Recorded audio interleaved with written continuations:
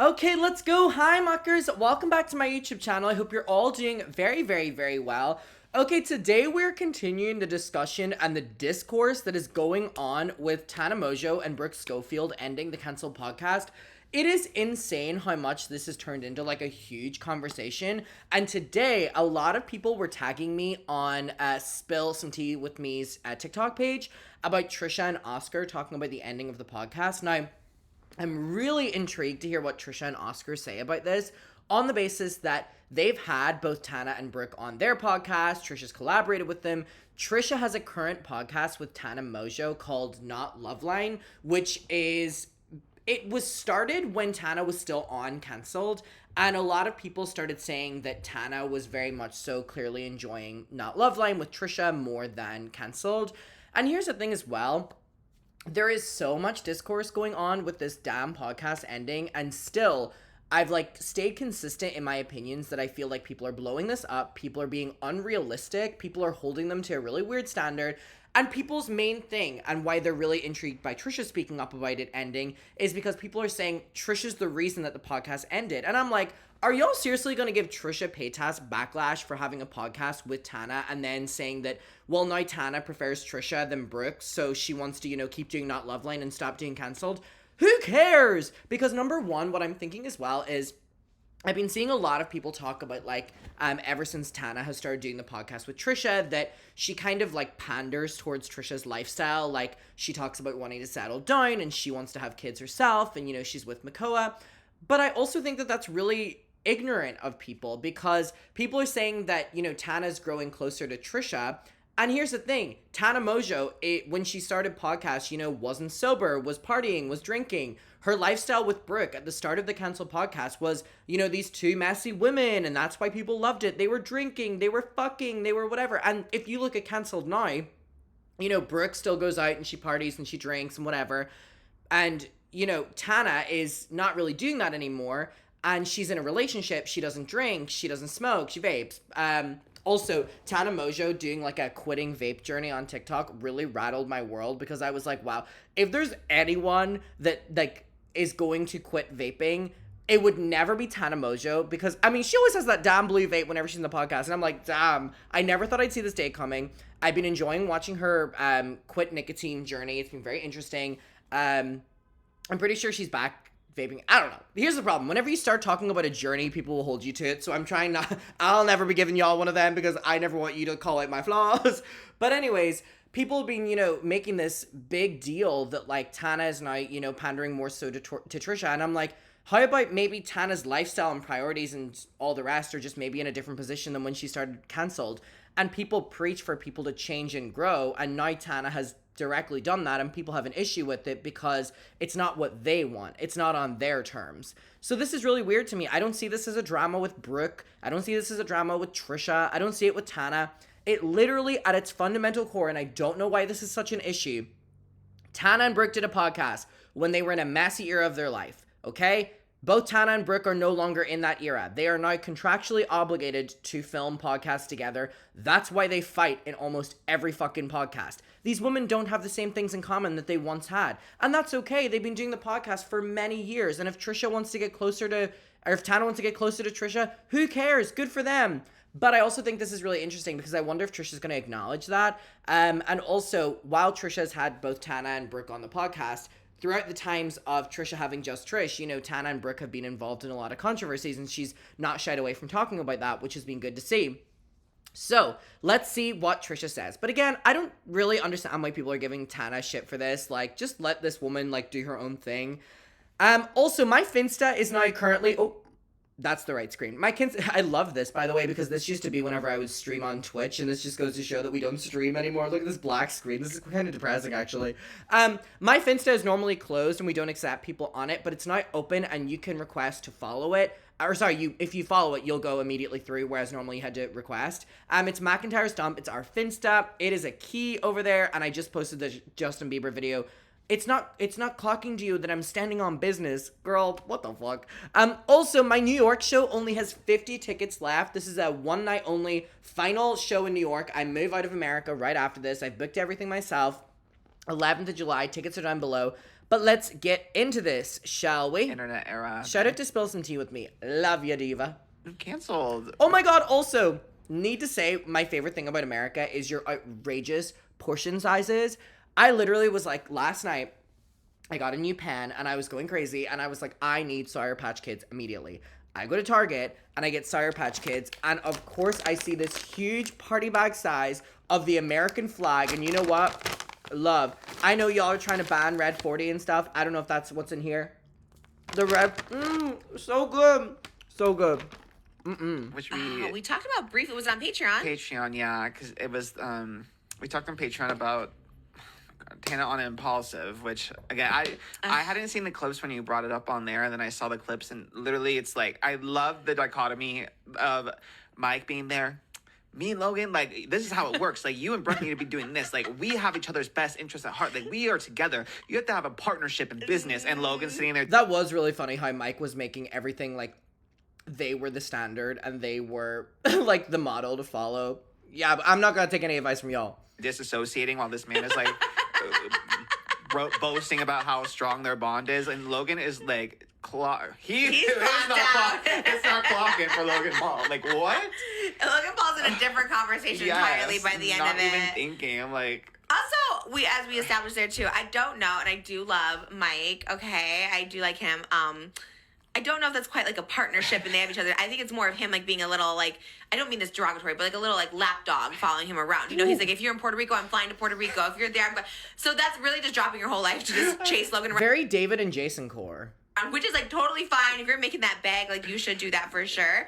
But I think they were missing the point of what was happening with Brooke and Tana having their own lives and trying to, live their lives. And that was the whole point. Is Brooke? I think they can't adjust to each other's schedule. Tana has her own thing, and Brooke wants to live her own thing. So it's not like she can just, be at the whim. Mike misses the point very much with females on Impulsive. I remember I told him I was 51-50 on Impulsive, and he said, so when you were 51 or 50, like he thought I was. I see that clip a lot. I was like, what? Jesus Did you think Christ. I'm that old? Like, you think? This is like 20. Can you make up how old you were? I'm like 31. It's like, damn. He's like, you said when you were 51 or 50.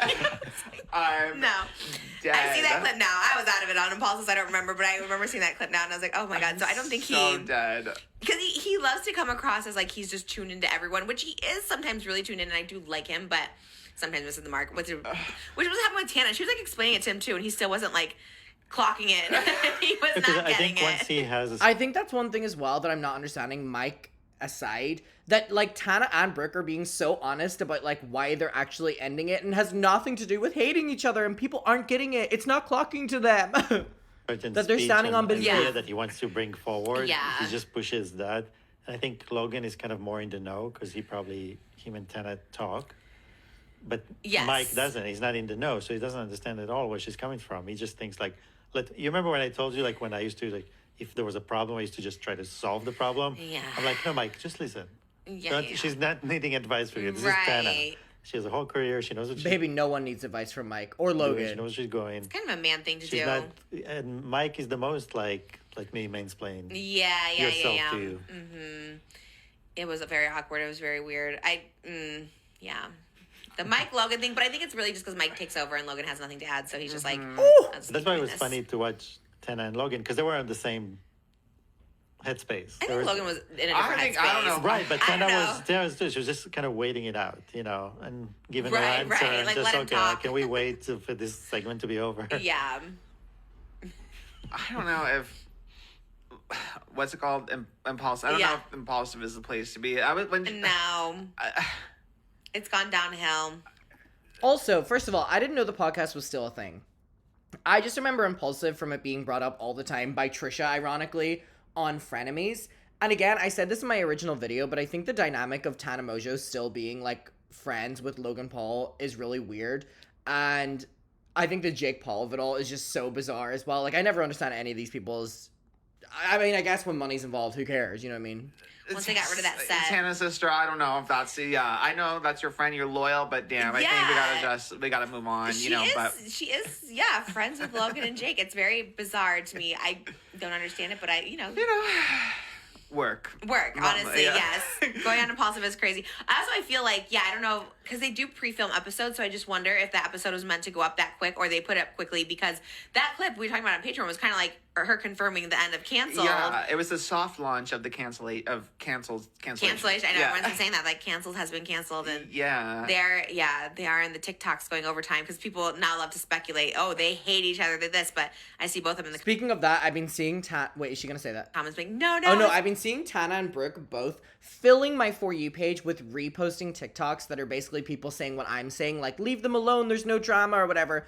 And then they're literally fighting for their life in comment sections of viral videos being like, Tana hates Brooke, Brooke hates Tana. And I'm like, y'all just want to pit them together. Y'all just want them to fight. It's not like that, because people are comparing it to, which I think is not a fair comparison. Also, I don't know the history of it, but the Call Her Daddy, where it's like... Oh my God, Alex and Sophia. Yeah, to me, because with Call Her Daddy, wasn't it like, it was more of a business thing? Yeah. Like, it was business-oriented, where I feel like with Brooke and Tana, it's more of like a personal, like... burnout. Yeah. Well, they've both said that as well, which is that they're making so much money doing what they're doing, but that continuing, they cannot be friends at the capacity if they're going to work together when they disagree on so much, which is valid. Yes. Both ends. Burnout, they're in different, like, they are just, like, in very different phases of their life from when they started.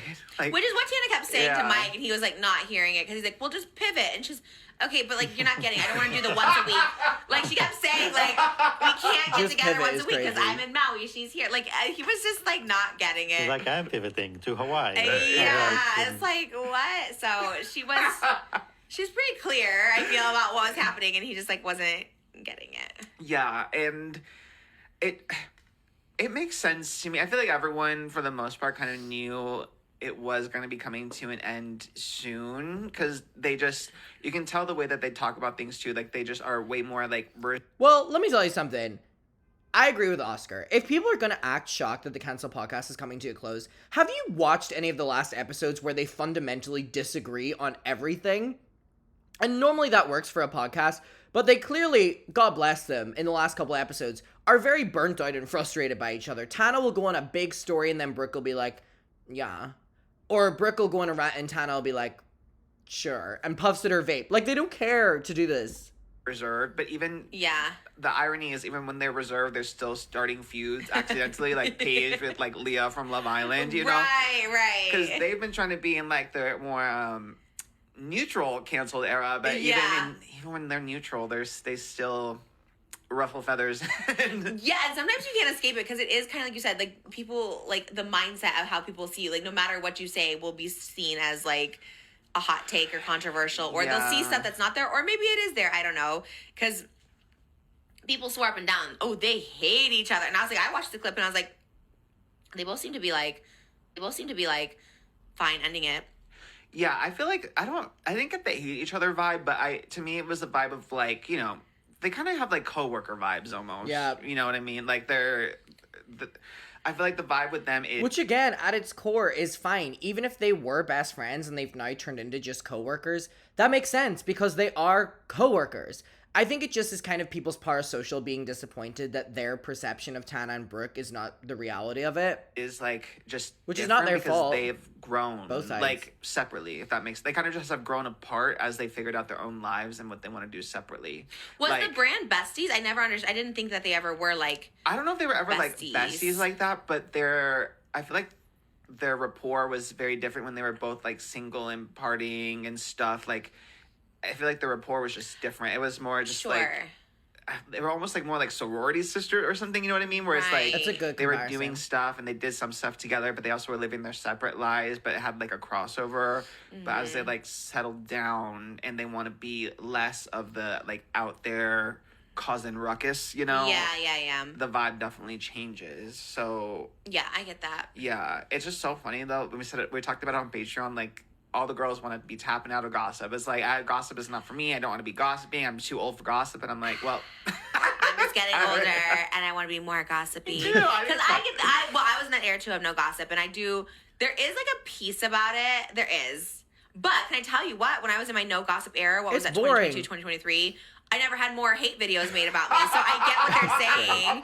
The drama channels would come out so hard of me doing literally nothing. I was like meditating with tomatoes. Yes. That fucking tomatoes video is still to my day something that I quote on the daily of Trisha meditating on live stream and people paying to throw virtual tomatoes at her. That's the best example. Because I truly was in my meditation. Yes. And people being so nasty, throwing tomatoes. I'm bothering no one. And everyone's talking about me. Everyone's doing this. And I was just like, what the hell? So there is something to be said, about that no peace era. They really just try to destroy you any way you can. So sometimes you just have to say, step back completely and be like, this is not it. But at the end of the day, gossip is what I do. And some people just aren't built for it. You know what I mean? Yeah. It's hard. It is hard. It is hard. It is hard because, like, when you have an opinion, inevitably people are going to have opinions about your opinion. And sometimes we're not in the headspace to have opinions about your opinions. But whenever I'm not in that headspace. Well, I think a good thing someone once told me when I got a lot of, like, well, here's the thing. I remember, like, a couple years ago, I was really struggling with uploading videos and having, like, a lot of people's, like, opinions of my opinion and, like, ripping apart my opinion. That was such a long way of saying that. And I remember someone, and I got really down about it. And I was like, why am I getting so down about this? And I remember a fellow YouTuber reached out to me and was like, hey, like, I see you're struggling with this. Because I talked about it on, like, my close friends. And they were like, fundamentally, with social media, we are not supposed to, like, know of this many people's opinions. Or, like, be exposed to this much every single day. So, of course, it's overwhelming. And once I thought about that, I was like, oh, that's true. That's true. You don't give an opinion. I log out. I mean, I just don't look anymore. You know what I mean? Like, sometimes, like, last week I was very sensitive. And I'm like, you know what? I just need to not see what anyone says about me. And then I'll never know. And then I'll be at peace. Yeah. So it's like, sometimes I know that I just can't read comments or anything. And sometimes I'm like, you know what? I am in a space mentally, emotionally where I can, like, read other people's opinions and, like, learn. But sometimes I'm not. You know, internet era. I also think that's completely valid. And I also think that Trisha speaking on this is really great because, again, it's kind of this, they want to step back from cancel because they want to be more peaceful and they don't want to be involved in drama. And Trisha did that a couple years ago and she has the take on it. And I think that comparison of once you step back from it, people expect more of you. And Trisha's saying when she stepped back, she got the most hate she ever got. And now Tana and Brooke are trying to step back and they're getting, it's a very interesting analogy. I don't know. Again, it really pisses me off that people are giving Trisha shit for, you know, changing Tana. Because I'm like, fundamentally at its core, that's Tana just growing. Like, people that have a problem with that are such fucking hypocrites. Like, leave Tana alone. Oh my god. Let me know your opinion of it. I'll talk to you down below. I hope you're all doing very well, and goodbye.